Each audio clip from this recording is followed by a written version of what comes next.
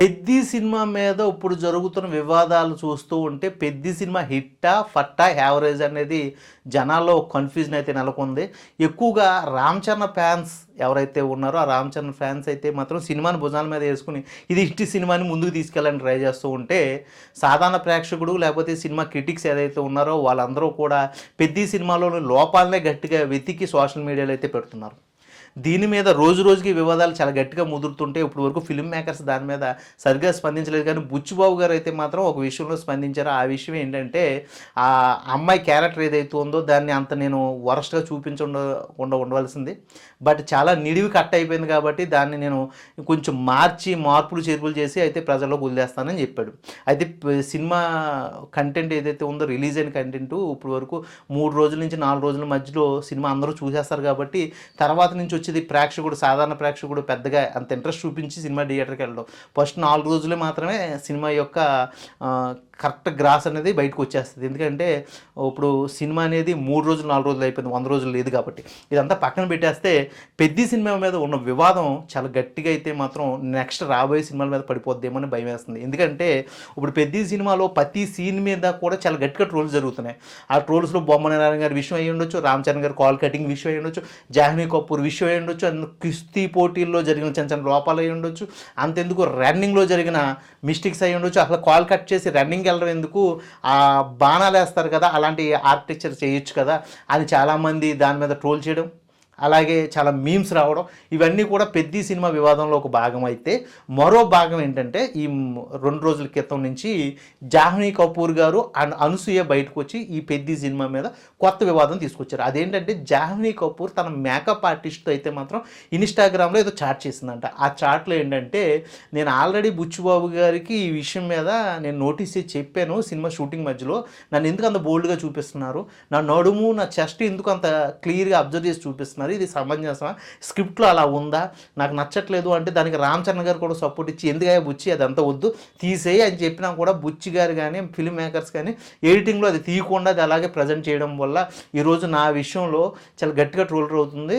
దానివల్ల ఏంటంటే నాకు సినిమా ఆఫర్స్ రాకపోవచ్చేమో అనే విధంగా అయితే మాత్రం ఆవిడ ఒక చాట్ బాక్స్ అయితే మాట్లాడింది. ఆ చాట్ బాక్స్ ఎవరు రికార్డ్ చేశారో తెలియదు కానీ అదైతే మాత్రం బయటకు వదిలేశారు. ఆ బయటకు వదిలేయడం వల్ల ఈరోజు ఆ ఫిల్మ్ మేకర్స్ మీద మాత్రం అది ఒక పెద్ద బాంబు పేల్చినట్టు అయింది.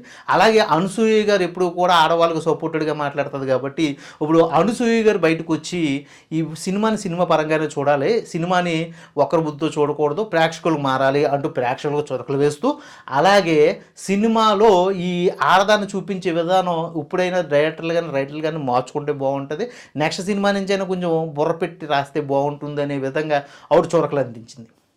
ఇదంతా కూడా సినిమాకి ఎఫెక్ట్ అవుతుందని తెలుసు కూడా వీళ్ళందరూ చేస్తున్నారు. ఇదంతా పక్కన పెట్టేస్తే ఇప్పుడు బుచ్చిబాబు గారు తీసిన సినిమా ఫిల్మ్ మేకింగ్ మీద వస్తున్న ఈ ట్రోల్స్ మీమ్స్ నెక్స్ట్ సినిమాల మీదకి ఎఫెక్ట్ చూపించవచ్చు. ఎందుకు అంటే ఈ రోజుల్లో చిన్న చిన్న మైనర్ మిస్టేక్స్ని కూడా పర్టికులర్ నోట్ చేస్తున్నారు. ఎందుకంటే మీరు విజయనగరం అనే విలేజ్ని చూపిస్తూ ఉంటే అక్కడ ఇచ్చాపురం అని రాశారు అనుకోండి, ఇచ్చాపురం అని రాశారు, ఇంత మిస్టేక్ని మీరు ఎందుకు బై నోట్ చేయలేదు అంటూ ఒక మీమ్ తీసే వాళ్ళు జనాల్లో వదిలి గట్టిగా ట్రోల్ చేస్తున్నారు. దానివల్ల సినిమా ఆల్రెడీ చనిపోయి ఉంటే ఇంకా చనిపోయేలాగా తయారవుతుంది. అటువంటి సిచ్యువేషన్లో ఇప్పుడు రాబోయే సినిమాల్లో చిన్న చిన్న ట్రైలర్స్లో వచ్చి పాటల్ని వాళ్ళు బాగా మేజర్గా చూసి ట్రోల్ చేస్తున్నారు.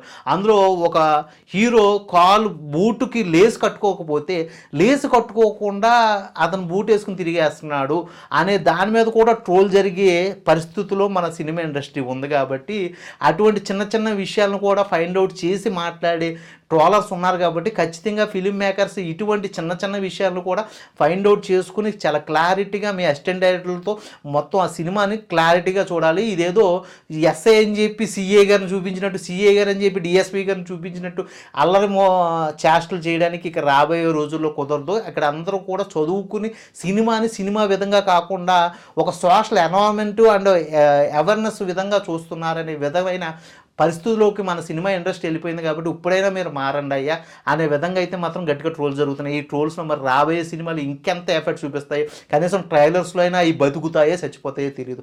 అటువంటి సిచ్యువేషన్కి అయితే మాత్రం పెద్ద పునాది వేస్తుందేమో అని అనుకోవాలి. మరి దీని మీద మీరేమనుకుంటున్నారో మీ కామెంట్ రూపంలో తెలియజేయండి. ఇలాంటి మంచి మంచి కంటెంట్లు కానీ ఇంపార్టెంట్ విషయాలు కానీ చెప్పడానికి నాకు కొంచెం మీరు సపోర్ట్ ఇవ్వాలని కోరుకుంటున్నాను. అంటే మీరు లైక్ చేయండి, మీ ఫ్రెండ్స్కి ఫార్వర్డ్ చేయండి. అంతకన్నా ముఖ్యంగా మీరు సబ్స్క్రైబ్ చేసుకోండి. ఇలాంటి మంచి కంటెంట్ మీ ముందుకు తీసుకొస్తాను.